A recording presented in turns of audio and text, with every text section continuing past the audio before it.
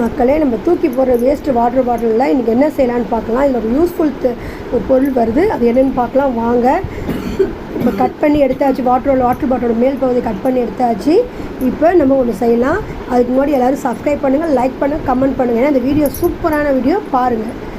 ஒரு பேப்பர் எடுத்துங்க, பழைய பேப்பர் இருந்தாலும் பரவாயில்ல எடுத்துங்க. அதை 8 மடிப்பாக மடிச்சுங்க. மடிச்சிட்டிங்களா? நான் மடிச்சிட்டேன், நீங்கள் மடிச்சிட்டிங்களா? இப்போ அதில் ஒரு வளையல் எடுத்து சர்க்கிள் போட்டுக்குங்க. சர்க்கிள் போட்ட பிறகு அந்த சர்க்கிளுக்கு மேலே கட் பண்ணிக்கோங்க.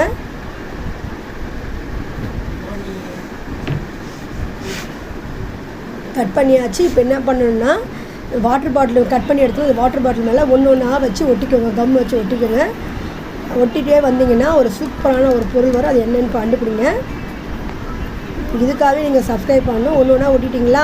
இப்போ ஒன்று வரப்போது என்னென்னா, அழகான ஒரு பூ வந்துடுச்சு. ரோஜா பூ பாருங்கள், எவ்வளோ அழகான பேப்பர் ரோஜா பூ வந்துடுச்சு பாருங்கள். இதே போல் இன்னொன்று செய்கிறேன் பாருங்கள். இப்போ நான் கலர் பேப்பர் எடுத்திருக்கேன். இதையும் 8 மடிப்பாக வடிச்சுங்க. ஆனால் வளையல் வச்சு கட் பண்ணாமல் அப்படியே ஒரு சின்ன சின்ன பீஸாக கட் பண்ணி எடுத்துங்க. கட் பண்ணிட்டீங்களா? கட் பண்ணி தனித்தனி பேப்பராக எடுத்துங்க. இப்போ அதே போல் அந்த வாட்டர் பாட்டிலோட மேல் பகுதியில் ஒவ்வொரு பீஸாக வச்சு ஒட்டிக்கோங்க. கம் வச்சு ஒட்டிக்கிட்டே வாங்க. ஒட்டிட்டிங்களா? கம் வச்சு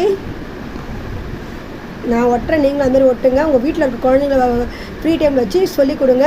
அவங்க அழகாக கற்றுப்பாங்க, அவங்களுக்கும் சந்தோஷமாக இருக்கும். கற்றுக் கொடுத்தீங்களா? ஒட்டிட்டிங்களா? இப்போ என்ன வரப்போகுது, அழகான ரோஸ் வந்துடுச்சு பாருங்கள். இதுமாரி எத்தனை ரோஜா பூ செஞ்சுருக்கேன். இதே போல் வீட்டில் செஞ்சு பாருங்கள். உங்களுக்கு வீடியோ பிடிக்கும். சப்ஸ்கிரைப் பண்ணுங்கள், லைக் பண்ணுங்கள், கமெண்ட்